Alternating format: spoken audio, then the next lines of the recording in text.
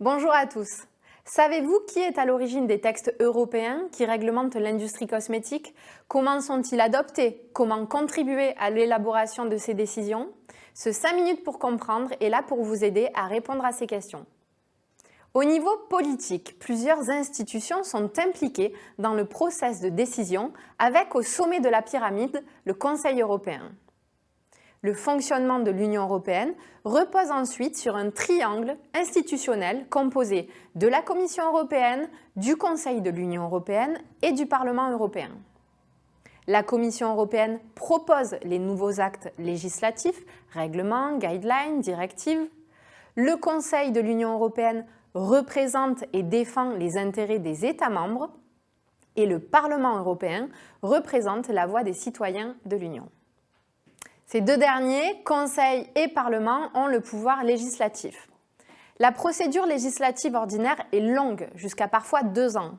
La Commission européenne propose un texte qui est ensuite traité par le Parlement et le Conseil qui collégifèrent et doivent se mettre d'accord. Il s'agit par exemple de la refonte du règlement cosmétique, de l'élaboration du règlement REACH ou encore CLP. Ces organes politiques s'appuient sur des agences scientifiques indépendantes. La Commission européenne s'appuie sur des agences d'expertise pour guider ses choix. Le SCCS et l'ECHA sont les plus importants.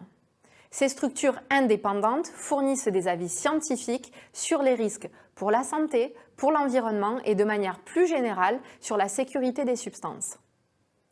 Dans certains cas, la Commission prépare et adopte des actes délégués après consultation de ces groupes d'experts.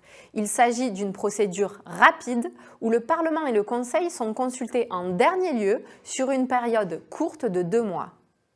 Cela permet d'avancer beaucoup plus vite, notamment lorsqu'il est question d'un ingrédient, par exemple une classification CMR ou l'amendement des annexes du règlement cosmétique.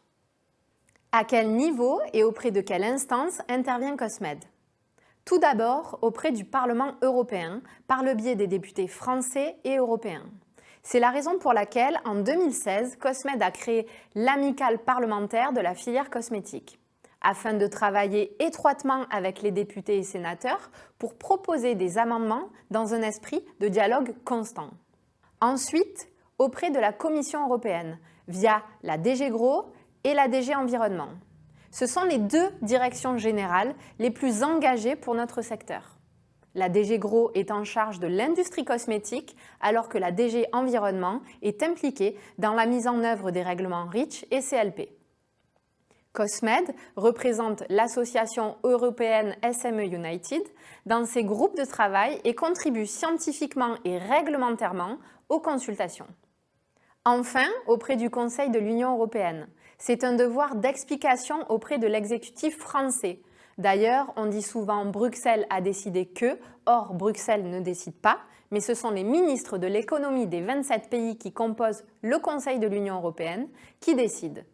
COSMED échange régulièrement avec les ministères de l'économie, de l'industrie, de la santé et de la transition écologique pour contribuer à établir une position française en ligne avec les intérêts des PME. Pour mener toutes ces actions, COSMED consulte régulièrement ses adhérents. En effet, ce sont les entreprises qui détiennent les données nécessaires pour construire des positions argumentées. Merci de votre fidélité et à bientôt pour un prochain COSMED TV.